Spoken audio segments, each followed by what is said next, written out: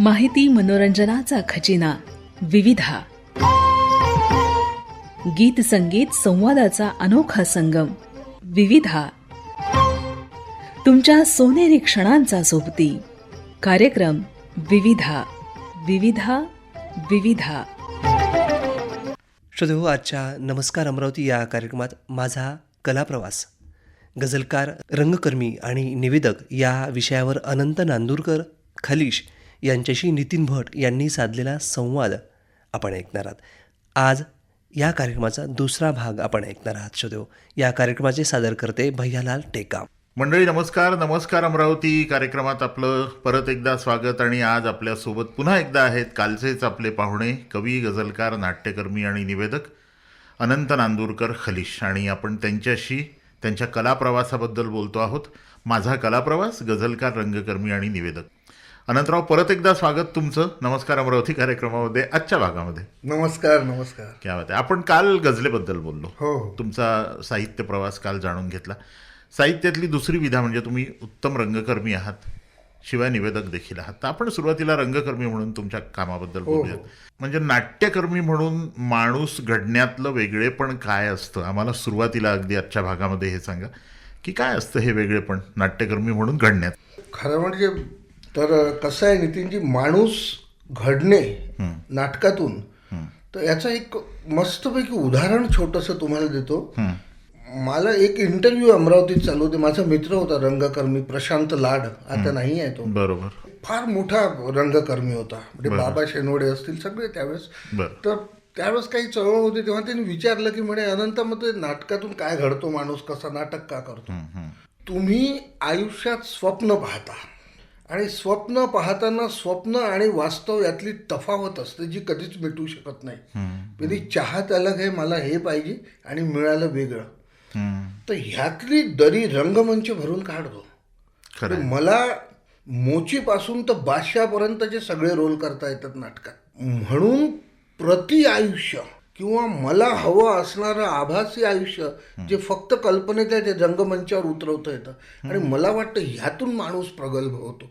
स्वप्न जिवंत करण्याची जी प्रोसेस आहे ना, ती माणसाला प्रगल्भ बनवते.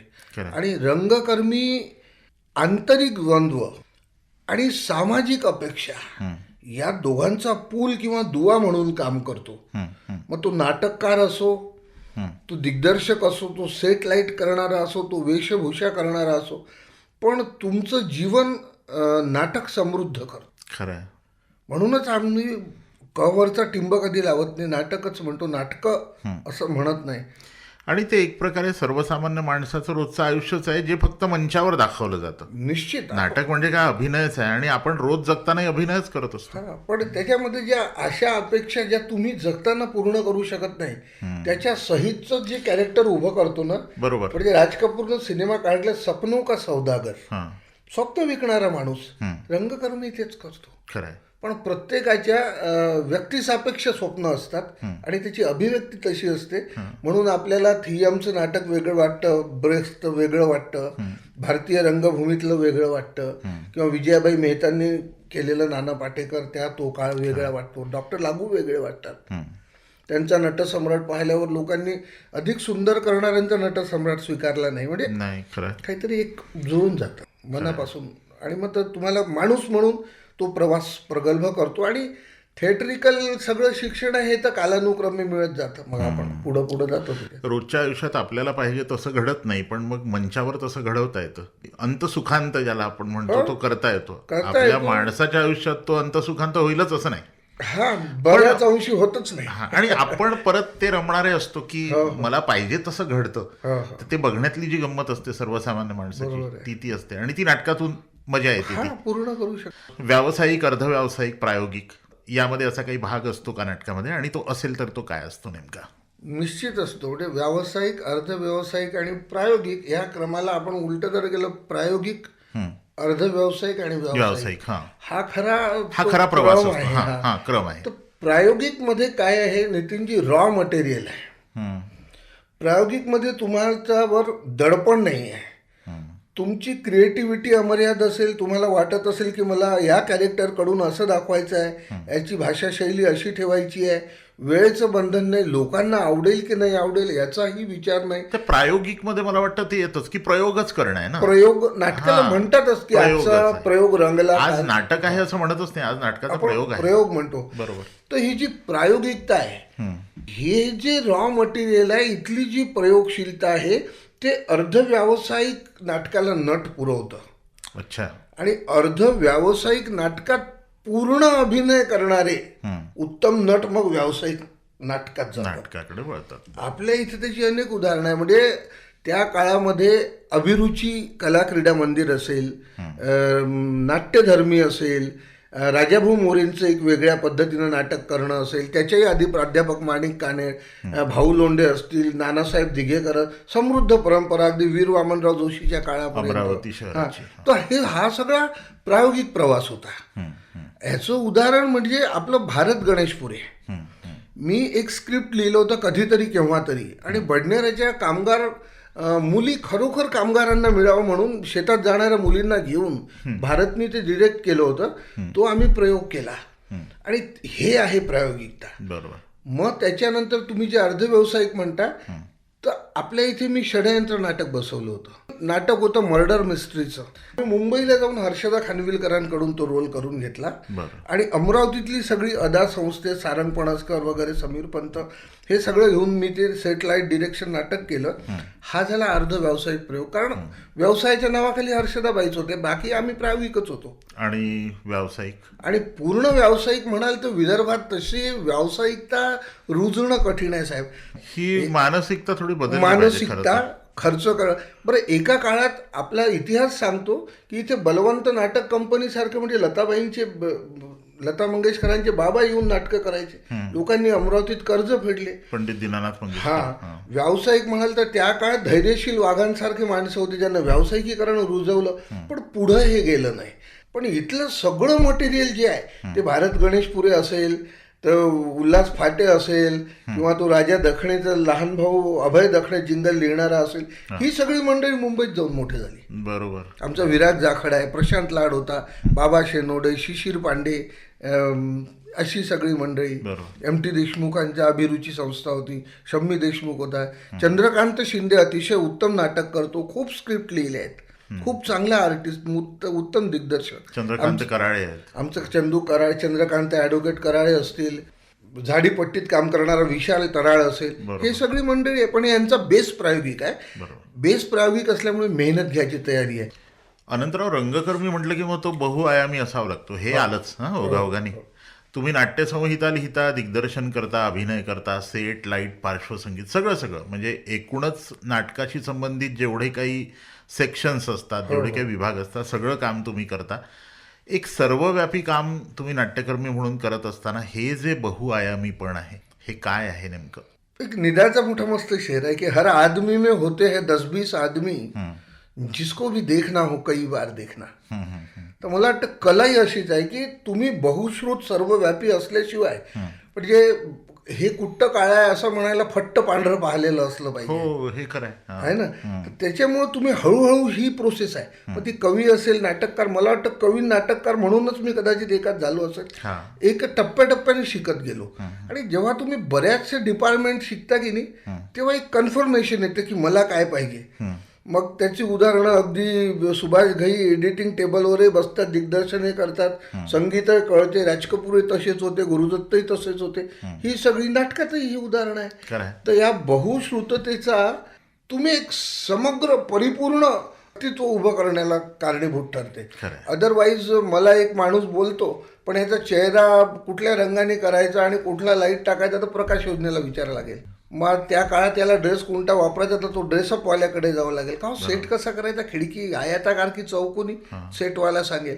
पण मला जर हे सगळं कळत असेल आणि सगळी चर्चा त्या तंत्रज्ञाबरोबर मी करत असेल, तर 80% काम पहिलेच होऊन जाते. मग तंत्रज्ञ पुढची गोष्ट सांगतात मुळात, कारण तुमच्या डोक्यामध्ये पूर्ण नाटक उभं असतं, दिसलंच पाहिजे. मग मला या कलाकारावर लाईट कुठून पडेल, यावेळेला म्युझिक कुठलं वाजेल, आणि हा नेपथ्य काय असेल इथलं, हे सगळं तुमच्या डोक्यामध्ये उभं असतं. बरोबर. मी तुम्हाला सांगतो, मी अघटित म्हणून नाटकाची स्क्रिप्ट लिहिली. म्हणजे मी नाटकं बरीचशी अघटित लिहिलं, उद्दिष्टाच्या शोधात लिहिलं, शोधचक्र लिहिलं, 5-6 एकांकिका लिहिल्या. बरं. तर अघटितचा प्रवास सांगतो. त्यावेळेस तरुण, अगदी वय 25-28 वर्ष, शबनम घालणारा माणूस म्हणजे कवी बिवी साहित्यिक असं. तर मी आपली शबनम, अर्धा डझन केळं, छत्री, तलावातली छत्री, 5-50 कोरे कागद, 2 चालणारे 2 न चालणारे लाल हिरवे निळे पेन, आणि तिथं बसून ते नाटक लिहिलं. तर तुम्हाला सांगतो, मला दिसायचं ते नाटक. क्या बात आहे. घरी येऊन झोपलो, जेव्हा दिग्दर्शन करायला लागलो, मला दिसायचं ते कॅरेक्टर कसं चालते, आणि ते रंगभूमीवर कसं दिसणार आहे. आणि हे सगळं झाल्यानंतर हे 3 डायमेन्शन प्रिझम तुमच्याकडे गरजेचं आहे. त्याच्यानंतर मग हे घडत असताना मी पीठात जाऊन बसायचो रसिक म्हणून, आणि तिथून हे नाटक कसं दिसते हेही पाहायचो, हेही डोळे लावल्यावर दिसायचं. म्हणजे तुम्ही डायमेन्शनली तुमचं वर्क जेव्हा पाहता तो उसको परकाया प्रवेश कहते. इंटेन्शन ह्या गोष्टी त्या सगळ्या आहेत. तर त्यातून आपण अधिक चांगलं. मंडळी, आपल्यासोबत आहेत अनंत नांदूरकर खलीश, आणि आपण बोलतो आहोत माझा कलाप्रवास, गझलकार, रंगकर्मी आणि निवेदक या विषयावर त्यांच्याशी गप्पा मारतो आहोत. अनंतराव, छान गाणं आपण ऐकलं सुरेश भटांचं, आपल्या गझलेचं दैवत, त्यामुळे मजा आली गाणं ऐकत असताना. परत नाट्यक्षेत्राकडे येऊया तुमच्या, की या क्षेत्रात काम करताना एखादा असा प्रसंग आहे का अविस्मरणीय जो लक्षात राहून गेला? नक्की 2-3 प्रसंग तर खूपच कायमचे मनावर कोरले गेलेले आहे. एक, मी 40 मूकबधीर मुलांचं उशाप म्हणून एक स्क्रिप्ट बसवलं. ते स्क्रिप्ट होतं उशाप म्हणून मोलमजुरी करणाऱ्या मुलांच्या जगण्यावर. एका मुंबईच्या गडरमध्ये 4-5 विविध धर्माची, भारतीय एकात्मकता दाखवणारी, हिंदू, मुस्लिम, ख्रिश्चन, ईसाई सगळी मुलं असतात. बरोबर. आणि खूप पाऊस येतो म्हणून एक श्रीमंताचं मुलगा पेटी घेऊन आतमध्ये येतं. त्यावेळेस स्टीलच्या पेटीत आपण पुस्तकं न्यायचो. तर हे मुलं त्याला गोल होतात आणि त्यांच्या मेंटॅलिटीनुसार प्रश्न विचारतात की आमच्या ह्या जगण्याला तुमच्यासारखे श्रीमंत कारणीभूत आहे म्हणून आम्ही गरिबातून शिकू शकत नाही. त्याचा वडील येतो शेवटी पाहायला, मुलगा हरवला म्हणून त्याला ते दिसतं, पण तो राग त्याला येत नाही. तो समस्या लक्षात घेतो की नाही, शिक्षण गरजेचं आहे, सगळ्यांना शिकवलं पाहिजे. तर तोही त्यांच्या हात मिसळतो की हो रे, यांच्यामुळेच तुम्ही मागे आहे, तुम्हाला शिकायचं आहे का? हो, मग उद्यापासून मी तुम्हाला शिकवतो. एक फळं आणतो, तिथं अ म्हणजे आरंभ, ज्ञ म्हणजे ज्ञान लिहितो. इथं हे नाटक संपतं. तर हे घेऊन मी मुंबईला गेलो. मुंबईला खूप नाटकं आली होती आणि सगळ्यांनी जवळपास रेकॉर्डेड स्क्रिप्ट होतं. मुलं ॲक्शन्स करायचे. मी मुलांच्या आतमध्ये टाच मारून पळजिबा पाहिल्या आणि त्यांना अ ग ग असं जितकं बोलता येते तेवढे अक्षरं लिहिले आणि त्याची वाक्य बनवली. मूकबधीर मुलांना ज्यांना बोलता येते. आणि ते बोलकं स्क्रिप्ट तिथं म्हटलं जेवढं कळेल तेवढं कळेल, आपण आपलं काम करू, सादर केलं. माझ्या योगाने तेव्हा नाना पाटेकरांचा मूकबधीर सिनेमा आला होता आणि त्यांनी स्पेशल चीफ गेस्ट म्हणून बोलावलं. त्यांनी ते पूर्ण नाटक पाहिलं, त्यांना इतकं आवडलं. आता तो जो नच बलियेमधला प्रवीण आणि किरण आहेत ते त्यावेळेस होते. त्या प्रवीण बिचारा धावत जाऊन कॅमेरा आणून त्यांनी फोटो वगैरे काढले. तर नाना पाटेकरांनी ते पाहिलं, त्यांना खूप आवडलं. आम्ही निर्मितीचं सेकंड अभिनयाचं प्राईज सगळ्या मुलांना जवळ घेतलं आणि मला म्हणाले असं इशाऱ्यात, त्यांना म्हटलं मी मूकबधीर आहे. मी म्हटलं थँक्यू सर. अरे तुम्ही बोलता? म्हटलं सर मी बोलतो, मी ॲमेच्युअर माणूस आहे आणि हे नाटक केलेलं आहे आणि तुमच्या अगदी तन्माजोरी पुरुषपासून तर पहिल्या अंकुशपर्यंत आजपर्यंत सगळे सिनेमे पाहिले. खुश झाले एकदम. आणि मला तिथे 2 मिनिटं आम्ही बोललो. हा माझ्यासाठी खूप भाग्याचा प्रसंग. पद्य लिखाणातही खूप असे भाग्याचे, बशर नवाज सारख्या माणसांना भेटलो, निदा फाजलींच्या स्टेजवर आपण बसू शकलो, निळू भाऊंना भेटलो. ह्यातही दादा गझल नवाजमुळे हे सगळं घडलं. असे अनेक आहे, नाटकातले खूप सांगता येतील. बरोबर. पण हा एक प्रसंग होता. एक रंगकर्मी म्हणून या वाटेवर जे नवीन मुलं येतात, एक ज्येष्ठ रंगकर्मी म्हणून त्यांना जर वडीलधारी असं काही जर सल्ला द्यायचा असेल किंवा कानमंत्र द्यायचा असेल तर अनंत नांदूरकर काय देतील? हे बरं आहे की आकाशवाणीचं ऐकू जातं, दिसत नाही, केस पांढरे झालेच आहेत. पण प्रश्न असा आहे की नाही, पण मंडळी, अनंत नांदूरकर हे त्यांनी सुरुवातीलाच सांगितलं की हे 57 वर्षांचे आहेत, त्याच्यामुळे आता त्यांच्याकडे ते मोठेपण आहे आणि ते त्या अधिकाराने, वडीलधारा हा शब्द मी त्याच करता फार जबाबदारीने वापरला, ते हा सल्ला तुम्हाला देतात. काय द्याल? बरोबर आहे तुमचं की मेरी बेटी प्यार बहुत करती मुझसे, मुझ में बाप हमेशा जिंदा रहता है, असा मी शेर लिहिला होता. तर आहेच, माही पोरगी 22-23 वर्षात वडीलधारी आहोच मी. हा. पण कलावंत कसा तरुण असला पाहिजे, मनाने चिरतरुण, वयाने चालतोच आहे. तर मुलांना हा सल्ला देईल की, सल्ला म्हटल्यापेक्षा विनंती करतो मी त्यांना, भाषा शिका यार तुम्ही. भाषा हे नाटकाचं सशक्त माध्यम आहे. म्हणजे नाना पाटेकरांचा नटसम्राट गाजवण्यासाठी विवा शिरवाडकरांची लेखणी जी तळपली की to be or not to be, that is the question, जगावं की मरावं हा एकच सवाल आहे, हे आम्ही मनापासून ऐकतो सोबत. समउच्चारी, दीर्घ उच्चारी, आघाती विघाती, क्लॅरिटी आवाजातली, ह्या सगळ्या गोष्टी अभ्यास. तुम्ही निरीक्षण वाढवा. निरीक्षण शक्ती तुमच्याकडे असली की तुम्हीच अर्ध काम होतं. म्हणजे आजूबाजूची चरित्र न्याहाळा आणि मग ते तुमचा काहीतरी भाव आणता येईल का? भवताल, तुमचा भाव भवताल आणि भूमिका या तिघांशी बारीक विचार करा, म्हणजे निरीक्षण करा, आणि समाज ते बघा. तुम्हाला आणता येईल का मग निश्चित. तुमच्या या कॅरेक्टरमध्ये? आणता येईल, त्याचे उपयोग येतील तुम्हाला. आणि निरीक्षण हा एक करा, भाषेचा अभ्यास करा, चिंतन मनन. तर चिंतन आणि मनन ह्या दोन्ही गोष्टी आहेत, हो. ह्या करा. आणि ह्याच्यासोबत जसं मी कवितेसाठी म्हटलं वाचा, तशासाठी नाटकं पण बघा. श्रोते हो, या गीतानंतर आपल्या सोबत आहेत अनंत नांदुरकर खलीश, आणि अगदी शेवटचे काही क्षण आपले राहिलेले आहेत. आपण अनंत नांदुरकरांना त्यांच्या निवेदन कला या एक प्रकाराबद्दल विचारणार आहोत. तर अनंतराव, मला हेच निवेदन म्हणून तुमची कला, एक तुम्ही तेही तुमचं अंग आहे. निवेदन म्हणजे तुम्ही मोजक्या शब्दात इंटरटेनिंग व्हॅल्यू देऊन एखादी गोष्ट कॉम्पॅक्टली कशी पोहोचवता, आणि ती पोहोचवत असताना सोबत पोएटिकल लॉजिक म्हणजे तर्कपूर्ण काव्यशास्त्र उतरवता आलं पाहिजे. तशा पद्धतीनं जर केलं तर लोकांना ते आवडतं. खूप सारं बोलण्यापेक्षा म्हणजे किती धावायचं याच्यापेक्षा कधी नाही धावायचं हे जास्त गरजेचं आहे. पण निवेदक म्हणून ह्याचा उपयोग. आणि अगदी काही सेकंदात सांगा, मागच्या आयुष्याकडे बघताना पुढच्या आयुष्याकडे कसं बघता? समाजात कोणी भेटलं तरी हसून उत्तर देतो, हे आयुष्याचं फलित आहे. आणि कलावंत म्हणून एकट्यात तुम्हाला आपण काय नाही करू शकलो याच्याबद्दल जर रड येत असेल तर तुमच्यातला कलावंत जिवंत आहे. म्हणजे हसू आणि आसू दोन्हींचं समाधान आहे, आणि त्याच्यामध्ये काहीतरी करण्याची उर्मी बाकी राहते. त्यातून निश्चित बाकी राहते. क्या बात आहे. अनंतराव, तुमच्या करण्याच्या या उर्मीकरता खूप खूप शुभेच्छा. उत्तम गझल तुम्ही अजून अजून लिहित जाव्यात. सगळ्या क्षेत्रात, तुमच्या निवेदनाच्या क्षेत्रात खूप मोलाचं काम करावं, अशा आमच्या सर्व आकाशवाणी परिवाराच्या वतीने, आमच्या सर्व श्रोत्यांच्या वतीने तुम्हाला आम्ही खूप खूप शुभेच्छा देतो. आणि खूप छान गप्पा रंगल्या आपल्या या 2 भागांमध्ये आणि मजा आली. नितीनजी, काय आहे की तुमच्यासारखा कलासक्त लेखक कवी माणूस मुलाखत घेतो आहे, म्हणजे न बोलणारे बोलू लागतो. आणि मी आपला थोडा बहुत बोलतो, तर मला खूप मजा आली. तुमचं तर मनापासून आभार. परत आकाशवाणीचे आभार. भाई, आजकल कोई किसी की सुनता नहीं, पर यहाँ बुला के सुना रहे हो, ये बहुत बड़ी बात है. क्या बात आहे. चला, खूप खूप धन्यवाद अनंतराव. धन्यवाद. धन्यवाद.